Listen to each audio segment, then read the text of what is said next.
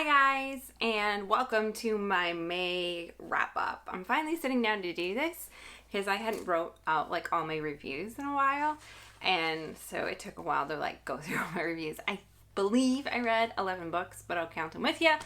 And yeah, one of them I literally read like the last day of May, and it was actually in my June TBR. So I already got it done in May, which is exciting.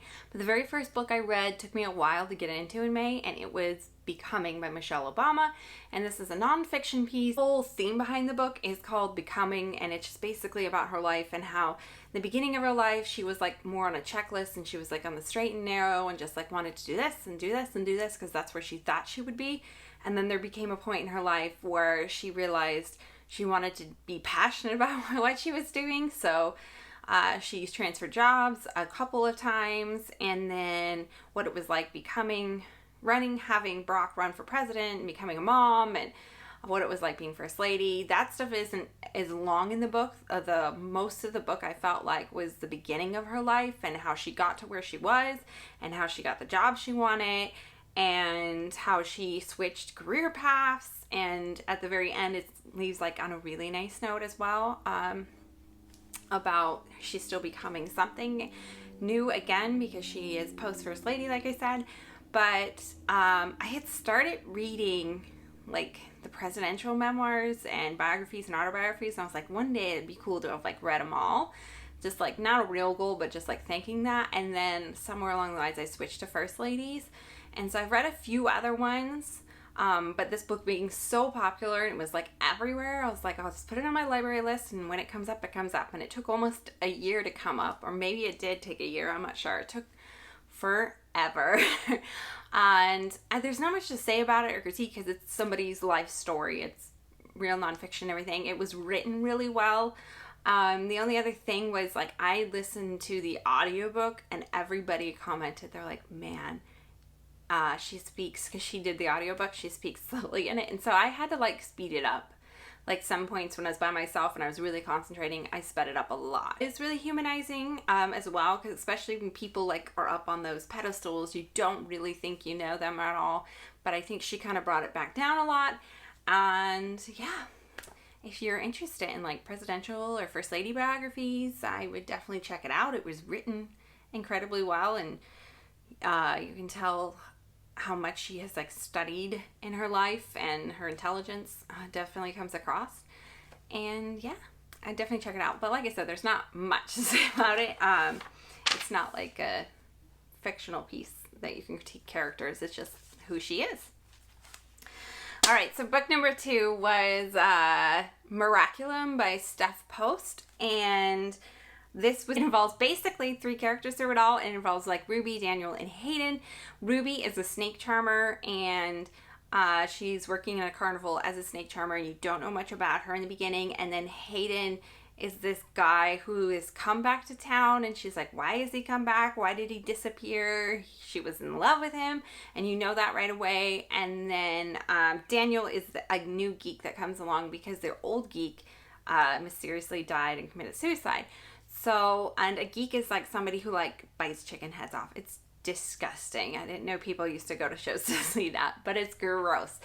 So you're getting into this, and there's this mysterious element going on, and you're pretty far along into the book, and then like the whole book changes.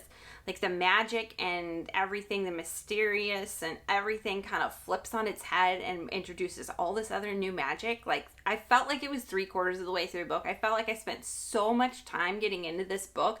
It took a while to get in, even though I was interested and I was piqued. It just took a while to convince me to keep reading the story. And then all of a sudden everything like flipped on its head, and there was like voodoo and like multiple gods, and the people were completely different people than who you spent 3/4 of the book getting to know. And it was just kind of like, what is this story going on here? I felt like almost like the writer wrote a story and then halfway through was like, forget it, and then just added all this other stuff. It was a little, I didn't like it. Like I didn't buy it in the end, and it's something was just like really off-putting in the end. Like if all the elements were brought through the whole entire story, I really would have liked it more. But to be going in like one direction and to like flip another direction, and that's like not the kind of book. It's like a thriller or something, or where I'm trying to guess. It was just kind of like, what? Where is this coming from? Where is all this coming from? And like, you spend so much time in this carnival and getting to know the moving pieces of the carnival and all these people of the carnival, and all of a sudden that's like dropped and it's like off on another adventure as well, which is a whole nother thing. It was just like too many moving parts at the very end for me, and involved like mysteries and gods and everything, and like fantasy definitely, and magic and mysticism. And then also there's like a stream of conscious from like the more evil guy who is Daniel. He's the geek. And you kind of know right away he's more evil guy because of the way he thinks is really weird. But his stream of conscious, like, I just didn't like. It was just like, it was a little predictable and boring, and just like, I didn't want to listen to him. I was far more interested in the main girl's story. And then Hayden, like, you don't really hear from him, but like finding out his story I was interested in as well. But just, there was just too much moving going on. And if they wanted that, they should have, like, the part should have been like in a different order or something. Number 3 was The Last Girls in Paris by Pam Jenoff, which is in the back of my room, but I absolutely love Pam Jenoff and I talk about her all the time. I love her reads, and then this read felt a little bit flat to me. I still gave it like 4.5 stars or 4 stars or something like that, because Pam Jenoff is such a smooth, easy writer, and like, I can read her historical fiction like I can read nobody else's. Like, it's just so fast. To me, her historical fiction is like reading chick lit almost, because it's just so smooth and her prose are so nice, and you take it all in at once and you can read it really quickly, and like, you can sit down and read it in hours. Well, for me, it's like that. So I always rate her really, really high, but this story, I have read so many other spy stories getting into this, so I was like kind of like backed up with it, with like the Alice Network and the Huntress, and that's where this story begins. It is another women's spy World War II story, and it is a 3 moving parts, which sometimes she does really, really well. So the very first girl is Grace, and she's living in 1946, and she finds these letters, and for whatever reason, she cannot let it go. It's like this mystery to her, and for whatever reason, it comes in her life, and she can't drop it, and she has to figure out why these letters were written, and who they were going to, and what's kind of the mystery going behind. And as you divulge in her story, more and more mysteries pop up. So it keeps her intrigued by this story. And then Eleanor is the head, and hers is like set back in time. So she is the head of the SOE for the women, and she kind of slips into this position, just being really intelligent and working in the SOE. And then they realize, like they do in like a lot of wars, that they need women for certain tasks, and it would be helpful to have women on the so-called front lines, I guess. So they hire women spies, and she's kind of in charge and task of going through it, but she connects the story through like the letters. I think some of the letters were written to her. And then the last one is Marie, and Marie is the actual spy you get to hear from. And Marie is a single mom, and she makes no money at all, but she can speak French really well, and she's really hesitant to be like, her daughter has already left because she can't afford to keep her daughter with her, and it's really dangerous to keep her daughter with her in London during the war. So her daughter already lives in the countryside, and she has to send all her money there, but this opportunity, she would make so much more money for her daughter, to give her daughter a better life. And so she does take up the opportunity, but for her, she is quite hesitant to take up the work, I think, in the beginning. But Marie is like the hit of the story, and she is wonderful and interesting, and that's the story you want to read. And then Eleanor really falls by the wayside. Like, she's introduced right away and everything, but you don't keep up with her, and you're not that interested with her. And then Grace, you do keep up with a lot, but it's like such a character who isn't actually technically connected to the original story, so you feel quite separated from her. And so I felt this story, compared to the other ones I've been reading lately, I felt like it was lacking some adventure, some of the heightened feeling of like feeling like fear that these ladies, these positions they were put in. And then there was this kind of a lack of connection between all 3 characters, and they were the main moving parts in telling the main stories. And there were so many intriguing girls that she wrote in that were spies, that I'd rather have heard from them instead of spending time with these other characters.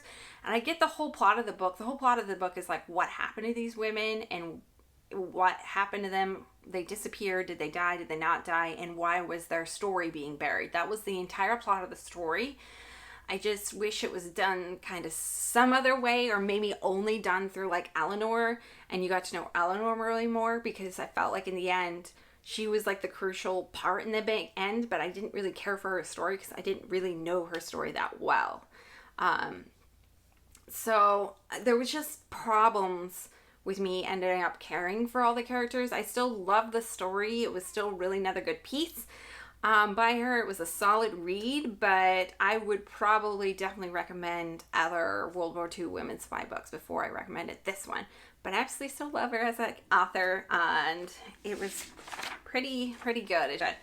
The next one was the chicklet. It's a lot easier book than the other three I read. The other three were the last one was really easy to read, but it's a harder book to take in. It's World War II. They were Becoming and the Becoming and Miraculum were much harder books for me to get through and to read. So I like flipped it up and I was like, I gotta read something easy. And I read Meet Cute. And so I think I gave it really high score just because I was going through more of a slow reading slump, and then all of a sudden I could read a book really fast and it was really cute.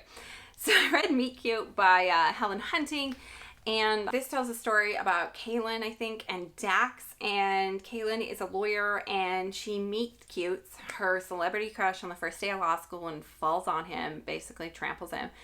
And then throughout law school they kind of have a budding like I hate you relationship, but they like kind of force each other to do better in class in a way. And then he's out of her life, and she goes on and becomes a lawyer, and then all of a sudden he steps back into her life. His parents have died, and so he becomes the legal guardian to his little sister, which is a surprise to him. He thought his aunt might take it along, and then the big challenge in the book is his aunt ends up challenging him for child custody. So the book goes along, and they just have to work together quite closely because they're deciding whether she is going to stay with him, whether he wants her to stay with him, and then the child custody case as well. And until everything's decided, she's their lawyer through that. She's the girl's lawyer. She's not his lawyer or the aunt's lawyer technically. She is the the child's lawyer. Which I thought his sister was really cute, and it does go through a lot of like grief and everything, and loss, and like hard problems adjusting living to your older brother who's like really separated you in time. But it was still definitely a chicklet. It was definitely more on the surface, a lot of the stuff. And just the problems he went through were quite cute with his little sister, and she had to help him with it, and that's how they fall back together. So it's like an enemies, friendship, lovers trope. And I thought it was really cute. I thought it was hilarious at points. I thought it was funny. It was just kind of the good timing at the time reading. The only thing I think looking back on it is like his aunt slash her aunt was kind of predictable, like kind of a predictable evil scenario, and kind of predictably went in those particular steps you would always think she would go in. And if her character was just like a little different or had a little more depth to her of why she was doing it, I think I would have found that whole aspect a lot better, and I probably would have bumped it up even more. But I thought it was really charming and cute and easy to read chicklet, and yeah, it was good.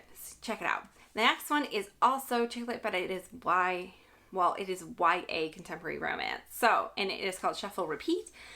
And I really like this one. It was cute. It's just about two teenagers who don't really get along. Their moms are best friends. And so to like cut through the time in the mornings, because they end up riding together. They end up moving next door to each other. They live out in the country. They end up riding together. So the story is about Oliver and June, and they're kind of going through a lot in life.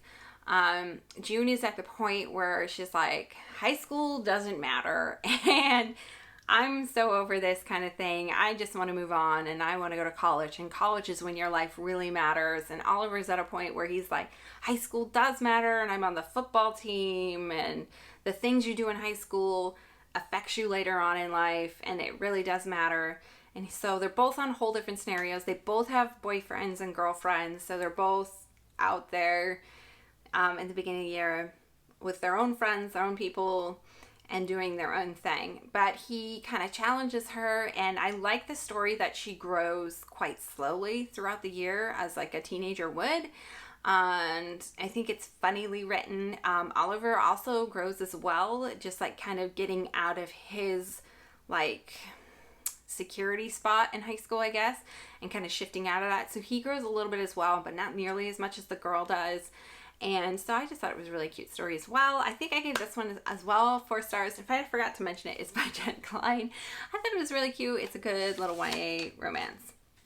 The next one is as well, and it was First and Then by Emma Mills. I think Emma Mills is a YouTuber, I want to say, or she does book blogging. I picked up this one because another YouTuber recommended it, and it has the cutest little cover, and it is so short, which is really nice sometimes. Sometimes it's really, really refreshing to read a short book. So, it was really, really short, so you had to suspect a lot of things were kept on the surface, even though the book touches a lot of harder issues. Things were often surfaced. Story of like Devin, Cass, Foster, and what is the boy's name? And Ezra.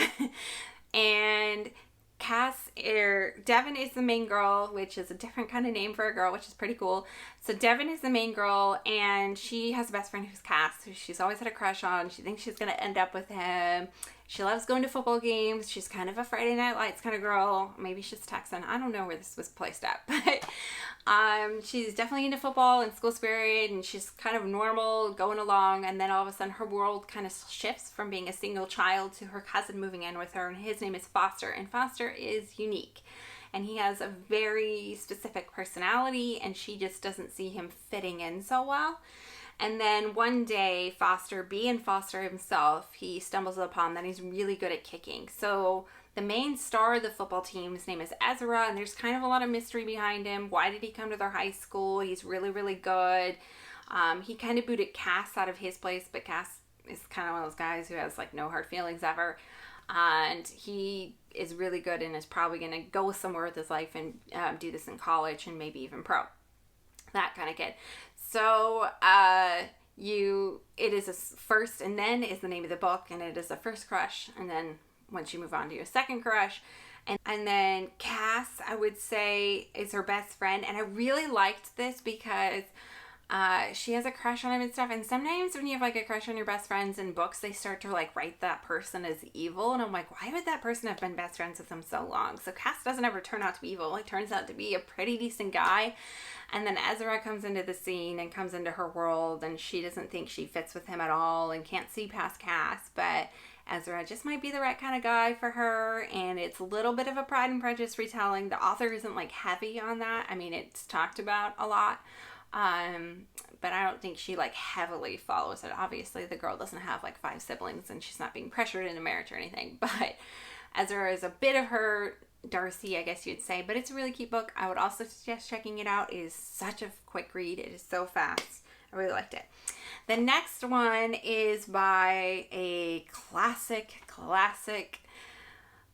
chick lit writer of our time by Sophie Kinsella, and it is I Owe You One. I've been wanting to get through this. I think it came out in January or February, and I think they even relaunched like a new paperback when I started reading it, like a new picture on the cover. I don't know, but Sophie Kinsella is hilarious. Like, it is a hilarious book as always. It is so funny, and it's like cringeworthy at times in the book. So I Owe You One starts out, and there's a girl named Fixie, and she feels like she's like stumbled through life, like, because she went after her passion and she failed, and then she went to work in her mom's like homemaker's store. I mean, they sell a lot of baking goods. Maybe you could call it a baking store. And she ends up really, really loving it, but she feels like the failure or the ugly duckling of her family or whatever. And then she has this group of characters, a family member, who are all like crazy, and they're hilarious because they're all different characters. Her brother is just like this guy who's like really uppity, and you think the whole time that he's really successful. And then she has like a sister who's like super out of it, like, la-di-di-da. And then, and then another sister that just like lives in her own world and can't do anything for herself. I don't know. The whole thing though, it's just funny and hilarious. And then along comes a guy, and she's just in a coffee shop, and she's like putting off going home because this old boyfriend who was her brother's best friend, his biggest crush growing up, is back in town. She's like, you can't go back home yet, whatever. So she's in this coffee shop, and this guy steps outside, and she ends up saving this guy's laptop because the roof ceiling falls in. And then he's like, I owe you everything. And it turns out he's a really successful finance guy. I think he's in the finance world. And so he gives her an I owe you one coffee slip, and then back and forth, it's an I owe you through the romance story of this part of the book. And oh God, her old guy Ryan is like horrible, and you just like want to punch her and be like, why are you even wasting time on her? But it's just funny. It's just classically written. Definitely suggest checking out. It is one I really liked by Sophie Kinsella, and yeah, I talked about that one forever. The next one was Unmarriageable by Sonia Kamal. This came out back in January, and I'm listening to another Pride and Prejudice one too right now. It's pretty exciting. This one was based in Pakistan. So this was Pride and Prejudice set in Pakistan, and it is about the Banat family. So Alice, I don't know how to say her name. If her name is Alice, because it had pronunciations and I don't remember, but I think it's Alice, and Darcy are the main Elizabeth and Darcy. And then her sister is Jenna, and I think the guy's last name is Bungles. So there's a big wedding coming to town. You find out about their past history of their family. They've been like separated from their money and from part of their family in this big catastrophe fallout. And there's a big wedding coming to town, and they meet this group of characters, right? They meet Darcy and the Bungles family and his evil sisters. It follows Pride and Prejudice. Like, it's not like taking a little bit of it. It takes a lot of it. Except for like, it wasn't as funny, I don't think, it definitely wasn't as funny as the original Pride and Prejudice or as some other ones or other retellings I've seen. I don't know much either about the Pakistani culture either. So for me, it was like, whoa, like back in time, like these girls are really pressured to get married. Jenna and Alice work in a school, and they're like in their 30s, and they're just like not the ugly ducklings, but they're just like the cast outs. Like, the fact that they're women working and that they're in their 30s and not married is just like apparently deplorable, and just, I don't know. It felt like I was going back in time, and I'm not sure because I really don't know much about that culture. But there's a huge amount of pressure in their modern day to get married. And I mean, some parts were a little bit funny, and it does follow Pride and Prejudice all the way through. And I didn't hate it, because some of Pride and Prejudice retellings, I definitely was like, no, that was just nothing like the original, and I didn't get the good feelings from it. Did divulge into way more issues, I think, than Pride and Prejudice, the original one did. So I liked that aspect coming out of the book. I was like, oh, I really like that. And as well, it dived into some of the side characters, which you don't get to learn about in Pride and Prejudice, and then in other books, they don't really divide into it. Like Charlotte, I don't remember what the girl's name is. It's obviously not Charlotte in the Pakistan culture, but her best friend, Elizabeth's best friend, is Charlotte in the original Pride and Prejudice. And I never really liked that character, but I really liked her in this story. You really got to know her and the reasons why she married this ridiculous man. And so you got to know her a lot better, and I really liked that part. Like, you got to know some of the more side characters a lot more, because in the book it's more like Elizabeth and her sister and her mom and their dad. You get to know a lot more, but you got to know more of the younger sisters in this one, as well as her best friend, and I did enjoy that as well. And so yeah, if you're a Pride and Prejudice fan, I mean, check it out. You're gonna check it out anyway. The next one I read was a bit harder of a book again to read, and it was On the Come Up by Angie Thomas. I read The Hate You Give, and it was a very powerful book. And once again, Angie Thomas addressed so many issues into one book. She is like kind of a bit of a master of like condensing all these issues into one book.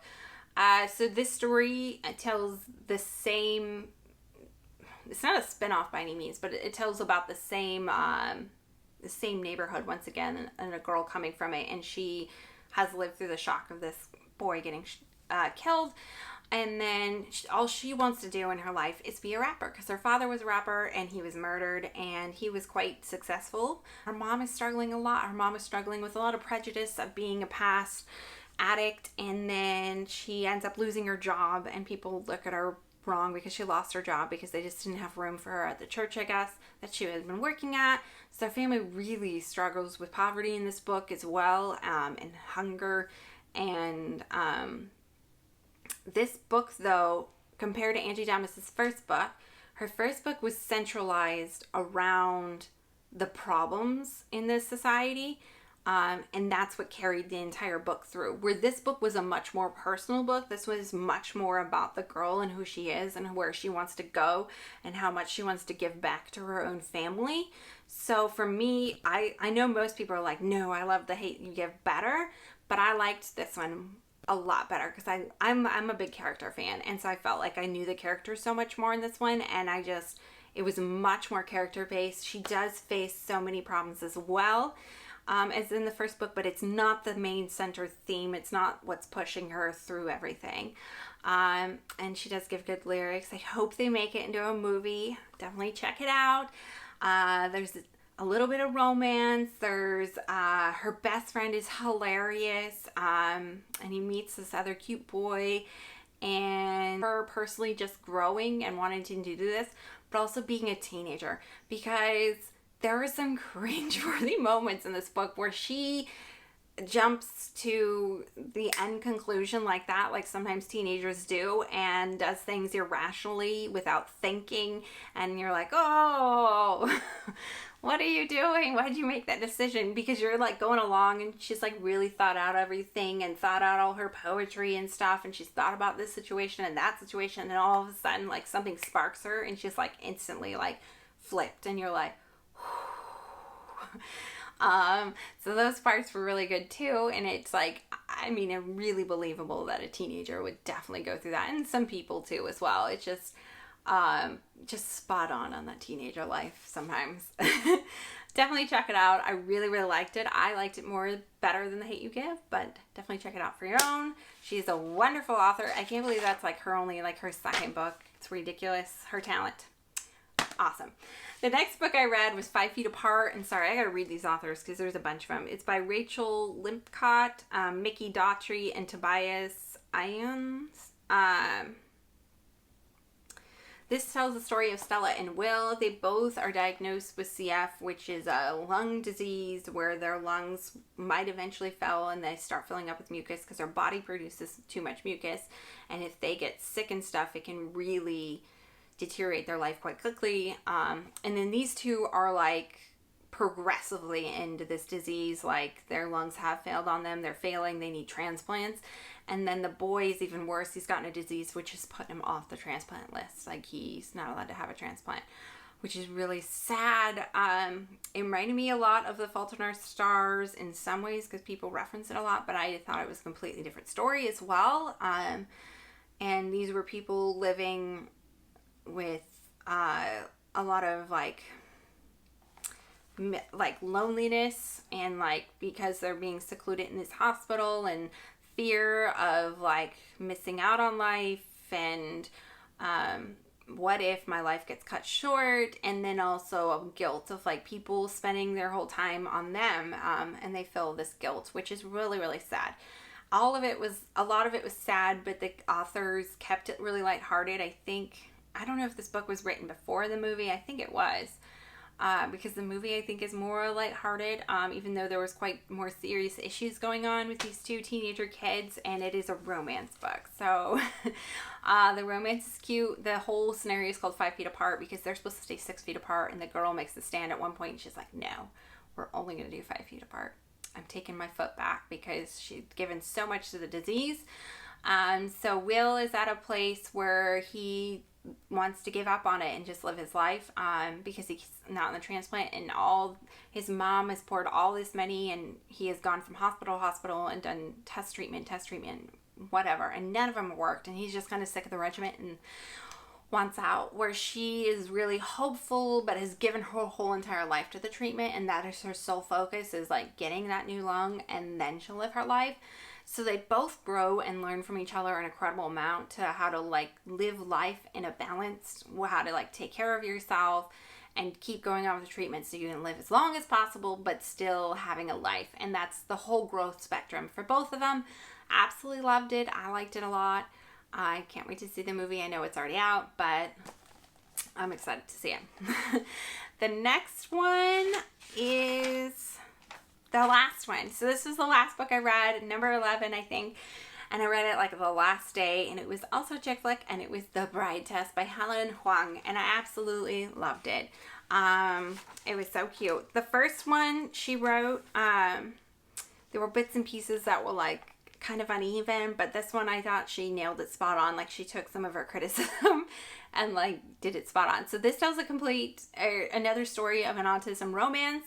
It tells a story of a man who is autistic this time instead of last time she wrote about a female, and his name is Kai, and then the girl's name is Esme. Well, her American name is Esme. So the girl is living in poverty in Vietnam, like serious poverty, like she makes way more money in a day working in America than she would in like a year there. She lives like on straw mats, you know, and she has a child. So she comes to America as on a promise, basically, from this older lady who's like, I have this great son. Look at his picture. He's gorgeous. He just doesn't get out much. He doesn't meet people because of his autistic tendencies. This guy has set himself in his ways.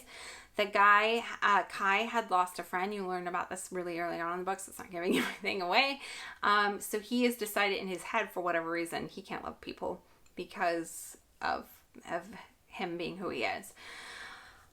So he's kind of separated himself from ever dating, and so she comes in and they don't tell her any of this, and she uses kind of all her, I guess, tricks, and she comes in as an immigrant and just kind of blows it out of the water. Like she does really, really well, and like just I can't believe her like tenacity to like go and clean up, like his yard's a mess and stuff. Like she goes and cleans up her yard and goes and starts getting educated and works all day and learns more English, and like she gets a lot done in a few months that this book is set over. And there is a huge amount of pressure for this marriage to go on because her mom really wants her son to get married, and they know, both of them know it from the start what is going on.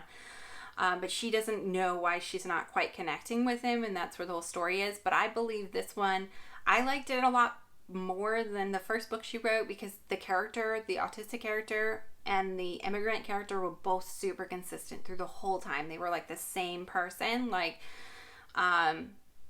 his autistic tendencies like definitely never went away or anything, and they were consistent through the whole book, and you really knew who that character was. And then same with her issues. She had so much going on, and so much of this book was loaded down with she wanting to move her mom and her grandma here, and just like her succeeding. There was so much pressure on her and her daughter, and for the most of the portion of the book, Kai doesn't know that she has a daughter. The only thing I didn't really like going on in the book is this pressure to get married, and I don't know if this is like a cultural thing or not, but I felt like she was being definitely pushed into it and weighted down by it, even though the author gives a lot to say, like it was her choice, she decides to do this, and she's really actually interested in it and really, really does care for Kai.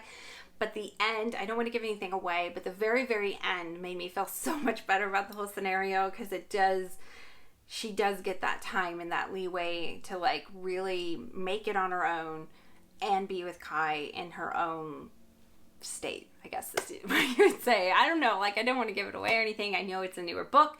I absolutely liked it or loved it, and I definitely suggest checking it out if you like chick lit. And if you were like a little hesitant, if you read her first book and were like, oh, it wasn't my thing, I think you'll like this one better. I think she did even better. And yeah, I really liked it. So that was really, really long. I will see you guys in the next book wrap up. See you guys next time. Bye.